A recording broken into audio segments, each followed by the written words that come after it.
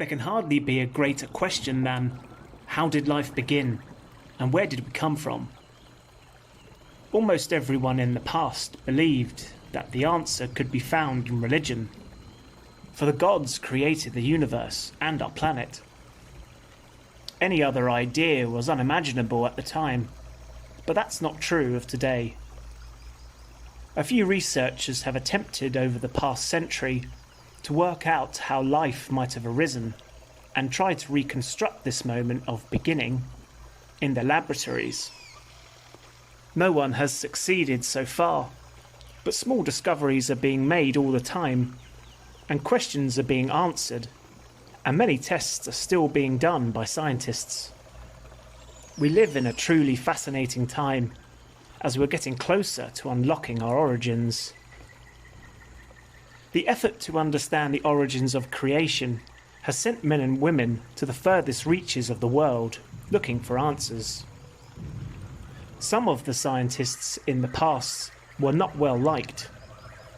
Their ideas on origins and evolution was dangerous and blasphemy against the gods.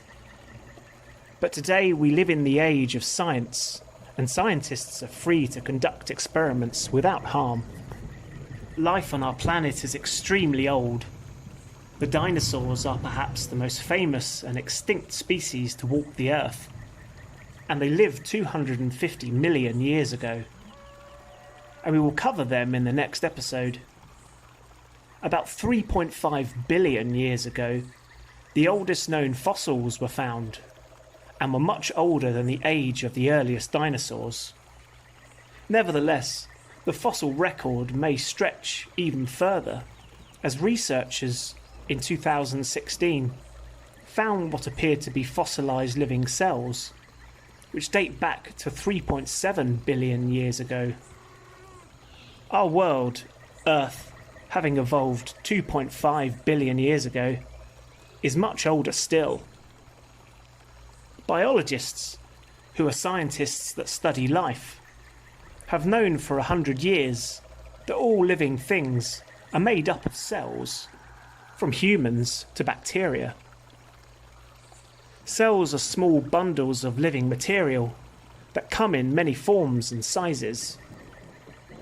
In the 17th century, when the first modern microscopes were designed, the very first cells were observed by human eyes. But it took us well over a century to realise that they were the key to understanding all of life's origins. In modern times, researchers began to try and understand how the first living thing had been created. They were not satisfied with the explanation that the gods did it. It was simply the wrong answer to the question they believed. So they tried another explanation. Enter Charles Darwin, who developed the theory of evolution with other scientists at the time. The theory from Darwin, which was outlined in his book, The Origin of Species, written in 1859, clarified how a single common ancestor could have created the huge variety of life that we find today. This theory was incredibly controversial because it contradicted the teachings of the Bible, and Darwin received much criticism. Darwin's idea boiled down to this simple example. Imagine a pool of water overflowing with organic cells, and the water was warmed by the light of the sun. Due to this, some of these cells would combine to create a living substance, like a protein, which is a more complex cell. And that protein would start to change over time, which is the basic way of describing the term evolution. It was a simple idea, but years later it would be considered the first explanation for how life began. Eventually the idea evolved, much like a cell, and other scientists would add more explanations. Alexander Oparin, a Russian scientist, tried to explain it further by imagining the creation of the Earth. When asteroids from space fell and struck the newly formed Earth, the surface became extremely hot. It contained a mass of semi-melted rocks, holding a number of chemicals, many of them carbon-based.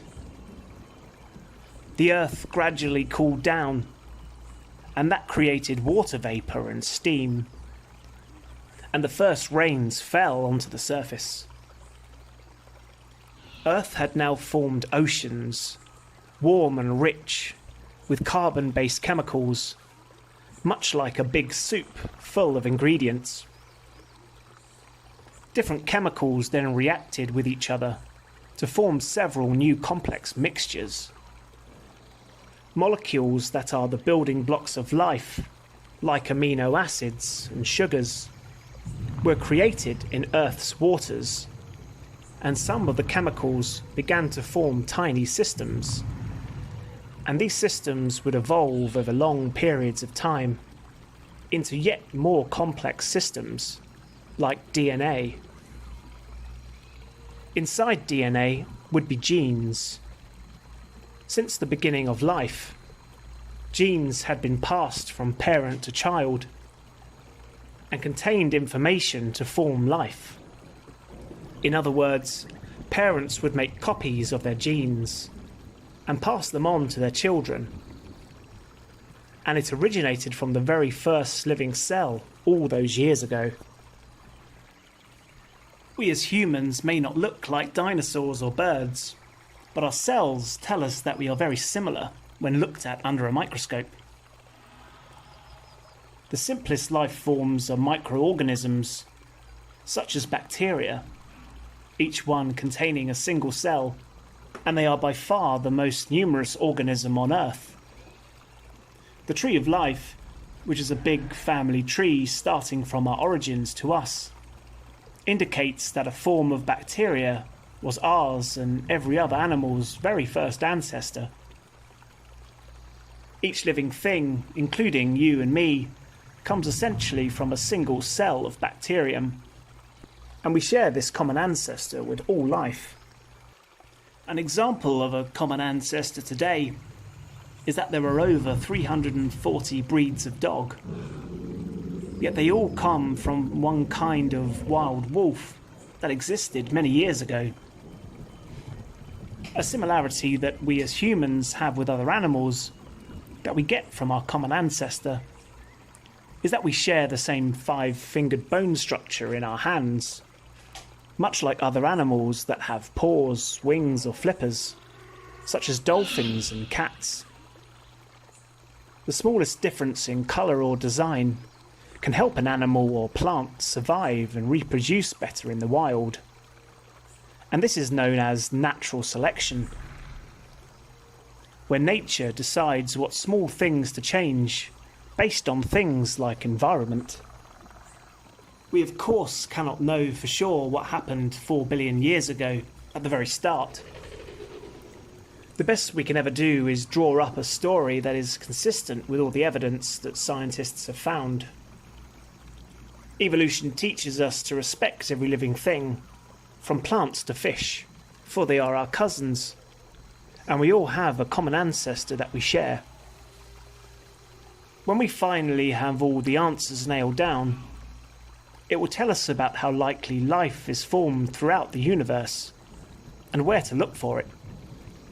As life, much like our own, is almost certainly present somewhere in the vastness of space.